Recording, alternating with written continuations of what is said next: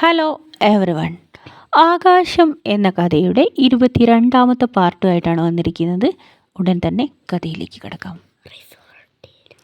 അനുപമയുടെ പ്ലേറ്റിലേക്ക് നോക്കിയ കിരണിൻ്റെ കണ്ണ് തള്ളിപ്പോയി.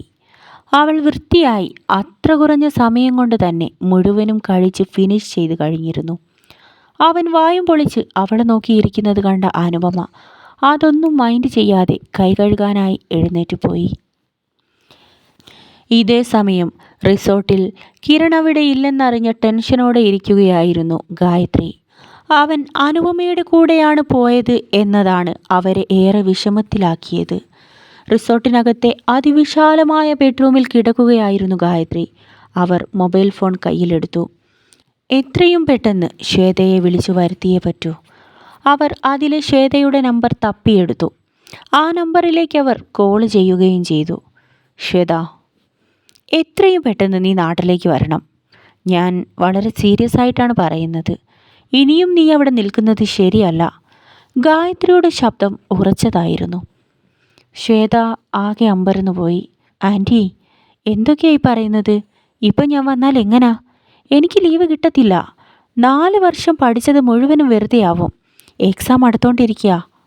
ശ്വേത ഗായത്രിയെ പറഞ്ഞു മനസ്സിലാക്കാൻ ശ്രമിച്ചെങ്കിലും ഗായത്രി വിടാൻ ഭാവമില്ലായിരുന്നു. ഇനി എന്തുണ്ടെങ്കിലും ഓൺലൈനായി പഠിച്ചാൽ മതി. എക്സാം 4 മാസം കഴിഞ്ഞിട്ടല്ലേ. ആ സമയത്ത് അങ്ങോട്ട് പോയി എഴുതിയാൽ മതി. ആൻറ്റി കാര്യമായിട്ട് തന്നെയാണ് പറയുന്നതെന്ന് ശ്വേതയ്ക്ക് മനസ്സിലായി. ഇനി എത്ര തർക്കിച്ചിട്ടും കാര്യമില്ല. അവിടെ എന്തെങ്കിലും പ്രശ്നമുണ്ടായിട്ടുണ്ടാവും എന്നവൾക്ക് മനസ്സിലായി. ഗായത്രിയുടെ സഹോദരൻ്റെ മകളാണ് ശ്വേത. കിരണുമായി ശ്വേതയുടെ വിവാഹം നടത്തുവാൻ അവർക്ക് ആഗ്രഹമുണ്ടായിരുന്നു. രാത്രി 10 മണിയോടടുത്തപ്പോൾ കിരണും അനുപമയും അനുപമയുടെ അമ്മയായ കനക കിടക്കുന്ന ഹോസ്പിറ്റലിൽ എത്തിച്ചേർന്നു. അവൾ വണ്ടിയിൽ നിന്നും ഓടിയിറങ്ങി ഹോസ്പിറ്റലിലേക്ക് ചെന്ന് കയറി. ആലീസ് അവൾ വരുന്നുണ്ടെന്ന് പറഞ്ഞപ്പോൾ പുറത്ത് അവരെയും കാത്തു നിൽപ്പുണ്ടായിരുന്നു. ഇപ്പോൾ എത്തുമെന്ന് പറഞ്ഞ് നീ വിളിച്ചിട്ട് സമയം ഒരുപാടായല്ലോ അനു. ഞാൻ നിന്നെയും കാത്തിവിടെ നിൽക്കാൻ തുടങ്ങിയിട്ട് 1 മണിക്കൂറോളായി. ആലീസ് അവളോട് പരിഭവം പറഞ്ഞു. സാരല്ല ചേച്ചി, ഞാൻ വന്നില്ലേ. അവൾ ആലീസിൻ്റെ കവിളിൽ നുള്ളിക്കൊണ്ട് വാർഡിലേക്ക് കയറി ചെന്നു. കനക കട്ടിലിൽ കണ്ണടച്ച് കിടക്കുകയായിരുന്നു.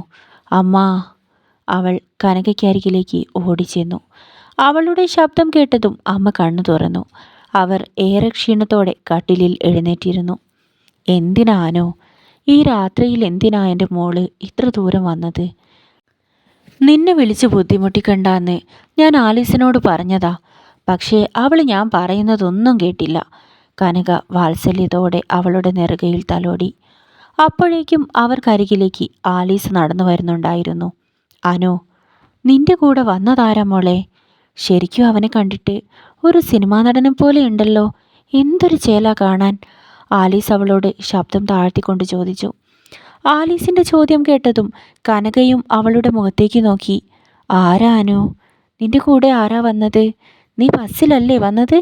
അമ്മയുടെ ചോദ്യം കൂടി വന്നതോടെ അനുപമ അവർക്ക് മറുപടി കൊടുത്തു. അമ്മ, ഞാൻ പറഞ്ഞില്ലേ, ഞാൻ പുതിയ ജോലി സ്ഥലത്തേക്ക് മാറി. അവിടെയുള്ള എൻ്റെ ബോസാണ് അമ്മേ കൂടെയുള്ളത്, കിരൺ സാർ. അവൾ പറഞ്ഞത് കേട്ടപ്പോൾ അവർക്ക് വീണ്ടും അതിശയം തോന്നി. നിന്റെ ബോസ് ഇത്രയും ദൂരം നിന്റെ കൂടെ വന്നത് എന്തിനാ? ഇങ്ങോട്ട് വരേണ്ട വേറെ എന്തെങ്കിലും ആവശ്യം അയാൾക്കുണ്ടായിരുന്നോ?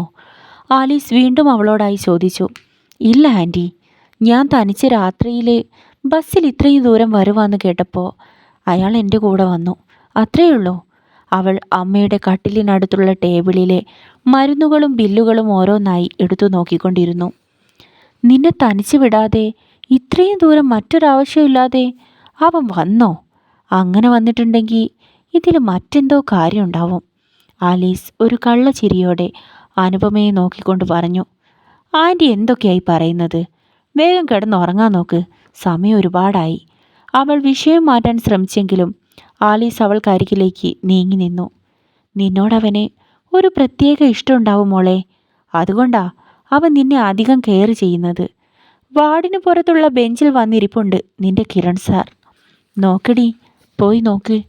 ആലീസിൻ്റെ സംസാരം കേട്ട് അനുപമ വല്ലാതായി. ആൻറ്റി എന്തൊക്കെയാ പറയുന്നത്?